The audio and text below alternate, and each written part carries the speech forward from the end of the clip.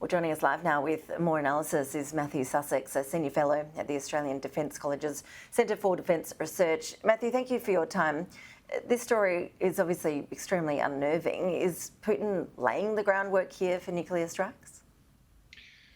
Well, look, Ash, he might be, although these exercises are really generally held every year. That Russia tends to do these things around about this time of year.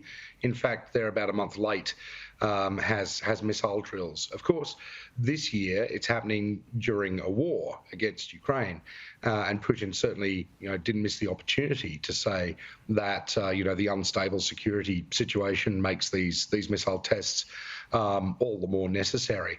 But I think we need to be a little bit careful before we read anything into it that Putin's actually laying the groundwork for nuclear war. If anything, it's signalling more than anything at the moment. Putin is warning that Ukraine has so-called dirty bombs. Is there any evidence that's the case, or is that pure misinformation we're seeing there from Russia? No, this is a repeat of claims that Moscow brought out in about August, the suggestion that Ukraine would somehow, weaponize spent fuel rods from its nuclear reactors. Of course, the leading candidate in terms of nuclear reactors is one that's currently occupied by Russian forces.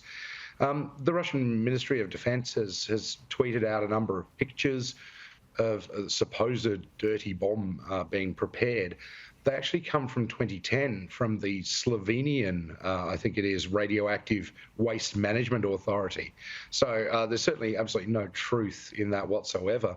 And you'd have to say, well, why would it be that the Ukrainians would take a step that would result in Russia having a pretext to potentially strike back with tactical nuclear weapons? It just beggars belief and would seem completely irrational, I'm afraid.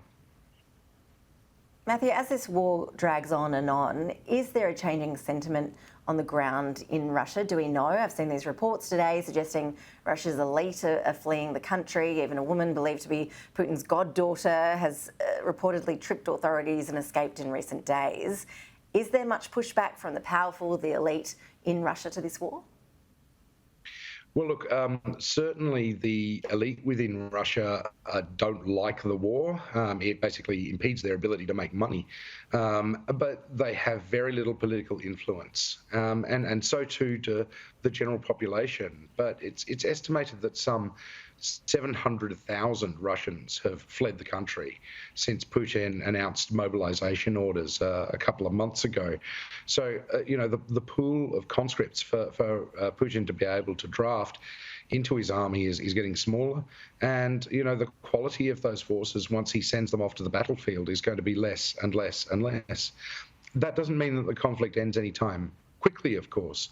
But the more it drags on, the more I think Russians will not just vote with their feet, but start to exercise a little bit of protest themselves. Even though, of course, the penalties for doing so in Russia are very, very high.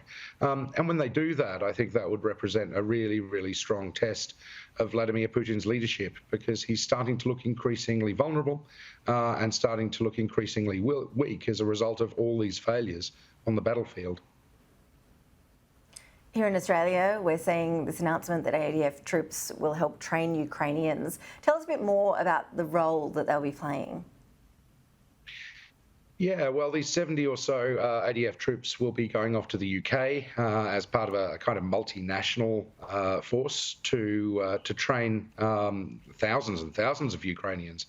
They'll be training them in things like small unit tactics, particularly use of Western weapons that many Ukrainians would not have used before prior to this war starting out. So it's necessary to get them up to speed on those.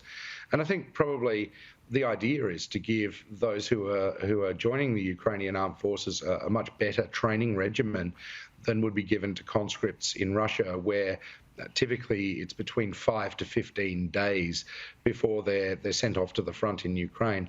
So the thinking here is to make sure that the forces that Ukraine uses to reinforce its personnel are as well trained as possible.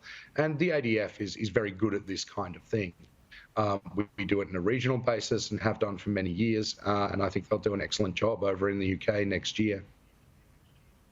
And so when it comes to those Ukrainian forces, how professional are they? How well organised are the Ukrainian troops?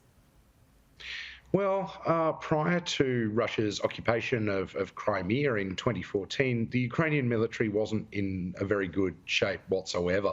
But they've had basically 8 years to become much more professional, to also, I guess, practice and conduct war games. And really, there's only one war game that they've been conducting, and that's invasion by Russia. So they were relatively well prepared, I think, by the time that Moscow invaded proper on February 24th. And since then, they've managed to keep up the level of professionalism quite considerably. And that's evident in their ability to outthink Russian commanders on the battlefield, and also to outflank them, to outmaneuver them. So their doctrine, their tactics, their kit and their training, I think, is generally of a fairly high standard. Matthew Sussex, always appreciate your analysis. Thanks for joining us. Thanks a lot, Ash.